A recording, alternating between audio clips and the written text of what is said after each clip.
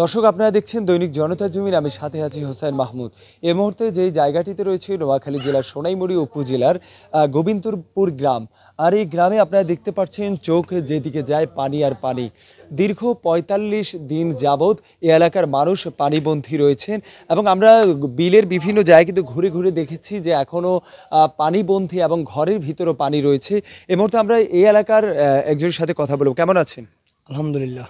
আচ্ছা, আমরা দেখছি যে আপনার এলাকায় এখনো পানিবন্ধী মানুষগুলো, তারা কি কোনো সহযোগিতা পাচ্ছে কিনা এবং তাদের অবস্থা কি? আসলে সহযোগিতা এটা আরও ১৫ দিন আগেই যা পাইছে, যেটুকু আসছে সবাই পাইছে। ইতিমধ্যে কোনো সহযোগিতা আসতেছে না, কেউই এই ধরনের কোনো ভূমিকা নিচ্ছে না, আমরা পাচ্ছি না। আচ্ছা, এই যারা এই মুহূর্তে আছে ক্ষতিগ্রস্ত, তারা কোথায় থাকছেন? আমরা দেখছি যে পানিবন্ধী যে মানুষগুলো, তারা কিন্তু ঘরবাড়িতে আমরা গিয়ে তাদেরকে পাইনি। তারা কোথায় থাকছে তা জানেন কিনা? আসলে একেকজন একেকভাবে আশ্রয় নিচ্ছে। কেউ ধরেন পার্শ্ববর্তী বাড়িতে, যে বাড়িটা একটু শুকনা কিংবা যে বাড়ি থাকার মতো উপযোগী, এরকম বাড়িগুলোতে আশ্রয় নিছে।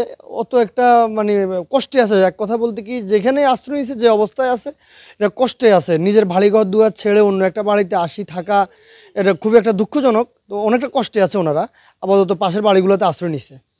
দর্শক যেমনটাই শুনছিলেন কেমন কষ্টে আছে এই এলাকার মানুষ। যেদিকে যাই সেদিকে দেখছি পানি আর পানি।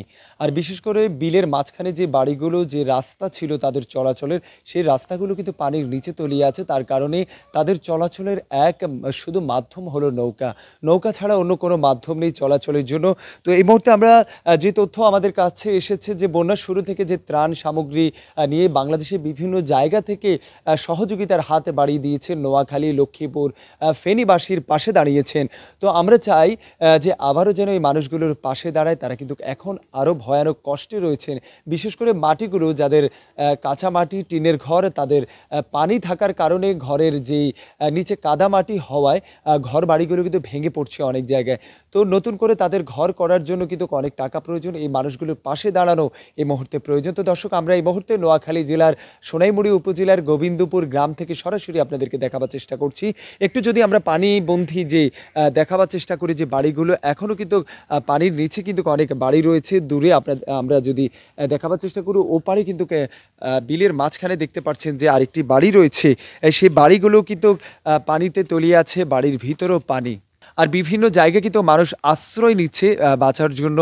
শুরু থেকে যেমনটা সাপ সহ রাতের বেলায় কারেন্ট না থাকায়, বিদ্যুৎ না থাকায় কিন্তু ভয়াবহ। তার কারণেই কিন্তু মানুষ ভিন্ন বাড়িতে, আত্মীয় স্বজন কিংবা অন্যের বাড়িতে আশ্রয় নিয়েছেন অনেকেই। তো দর্শক, এ পর্যন্তই। ভালো থাকুন, সুস্থ থাকুন, দৈনিক জনতার জমিনের সাথেই থাকুন।